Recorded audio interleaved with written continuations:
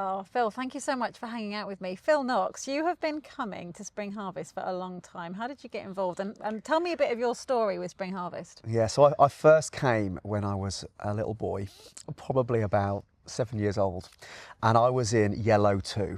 I don't remember much about anything else, but I remember walking around Butlin shouting, Yellow 2 are the crew.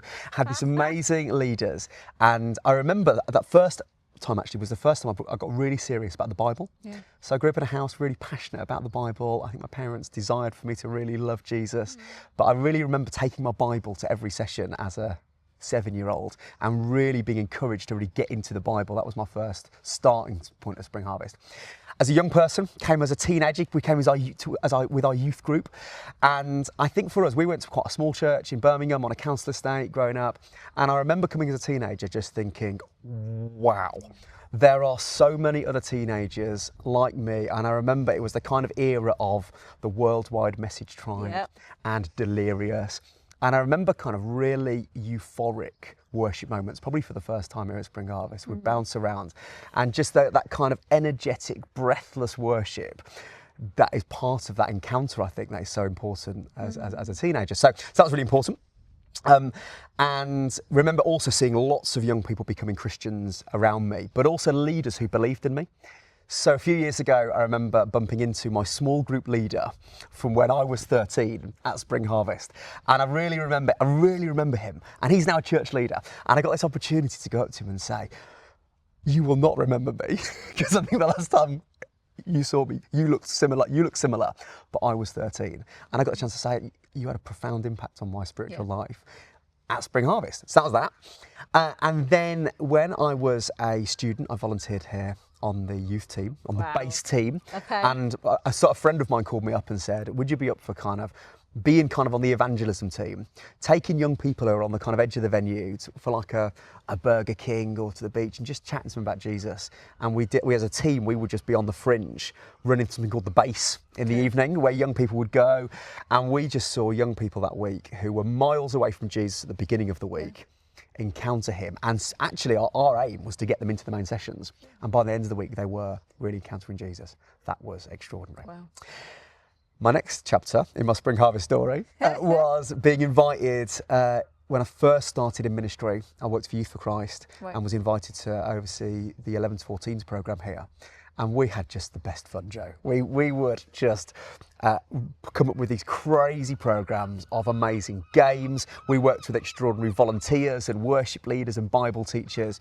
And the young person that I was as a 13-year-old, I got to experience seeing the next generation really going for it. And I saw hundreds and hundreds of young people give their lives to Jesus here at Spring Harvest. And as an evangelist, that just set my heart ablaze. And I always soared back down the motorway from Minehead or Skegness with my heart full, having seen what God is doing. And more recently, been involved with Spring Harvest Home. And just last night, we had someone sat on their sofa watching the programme here at Spring Harvest give their life to Jesus for the first time. Isn't that amazing? No, it's extraordinary. And then we also get to look down the camera lens and speak to every prisoner in the UK and prisoners in their cells, hearing the good news, encountering him, hearing his words, and that's just amazing. So Spring Harvest has played such a significant part in my journey. I'm so grateful to this amazing ministry, and long may it continue, and it's such a joy to be involved. Yeah. It sounds like Spring Harvest, the Lord has used Spring Harvest to touch every part of your life as you've been discipled and then moving into leadership and now being in the role that you're in, which is a very responsible role. But it's not always easy, is it, being in leadership? I know last year coming to Spring Harvest was a very different experience. Tell us about what happened. Yeah, I've been reflecting, Joe, on the spring in Spring Harvest. And that was particularly apt for me last year because I think often God teaches us different things in different seasons. And we arrived, my family and I, last year to Spring Harvest in a real winter of the soul. Right. It had been a really spiritually difficult time. I think sometimes just because God leads us through those seasons. But I was really running on empty. I had a really difficult time. We'd had lots of really challenging situations, and on the Sunday night before the Monday of Spring Harvest, we'd had a really difficult meeting, and we just arrived so drained and discouraged and disappointed and almost like, needing hope and desperately needing a change of season. And what happened was we did the Spring Harvest Home again. We was doing Spring Harvest Home. On the first night, on night one, I got back to the chalet and I kind of said to my wife, "How are you doing?" And she said, "I've just cried all evening." And we just, and that was that was where we were. The storm clouds were all around. It was winter. Yeah. And the next morning, I kind of got myself out of bed, had a shower, go to the team prayer meeting, which meets every morning to pray, 7:30. And before the prayer started, the chair of the planning group says, "I just feel, before we get started, there's someone here who's really struggling." And I was like, I just burst into tears. Yeah. And you might guess from my kind of effervescent, I think sometimes persona, if people see I'm struggling, people think, well, okay, something really must be wrong. Yeah. But you know what was amazing in that moment? I had some amazing friends who gathered around me. Yeah. And part of my story is that in 2020, my mum died. And I think God puts in our lives spiritual parents in the absence of our earthly parents when they go to be with Jesus. And a number of women who were with the generation above me gathered around me. And, you know, I felt mothered for the first time in 5 years. Wow. And it was beautiful. Yeah. And I could point to that moment. I was prayed for, I wept. And the Spirit of God did something in me where in that moment, I moved from winter to spring. Yeah. And it was like this, I'd always seen the harvest of Spring Harvest. Yeah. But in that moment, I saw the spring of Spring Harvest. And that's been my story. And I can say a year on from that moment, I still look back on it. I remembered it 365 days on when we arrived this year. Something happened then which has impacted my ministry and my life and our church and our family for the last year as a result of that moment of Spring Harvest last year.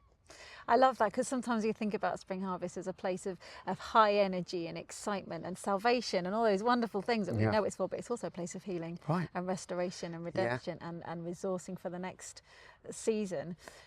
So you've been coming for a long time. What's your prayer for the future of Spring Harvest? I think it's those two things, actually. It's harvest and spring. Okay. You know, I'm going to lean into the words. I love words. And I see Spring Harvest having a ministry of seeing people encounter Jesus for the first time. Yeah. I think people recommit their lives here and rediscover a passion for Jesus here at Spring Harvest. But I think you are a gospel ministry. We have the opportunity here to be good news people in a bad news world. And what we have in the world that we live in at the moment, which is bonkers, I don't necessarily see that changing much over the next few years.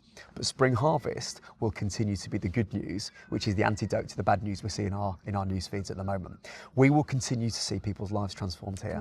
I'm really excited about what that might look like in the future. But also, I think people come here to be refreshed and renewed. And I think there's something about leaders coming here who get rebuilt up. They get a bigger vision of the church. We all get a bigger vision of the church. But I tell you the other thing about Spring Harvest, and that is it's a picture of the church in a fractured and divided world. So across our world, we're so divided politically, racially, across ages. I was at this big start this morning, bopping around with my family, and you look around that room, there is every different age, tribe, ethnicity, tongue. It's a taste of heaven.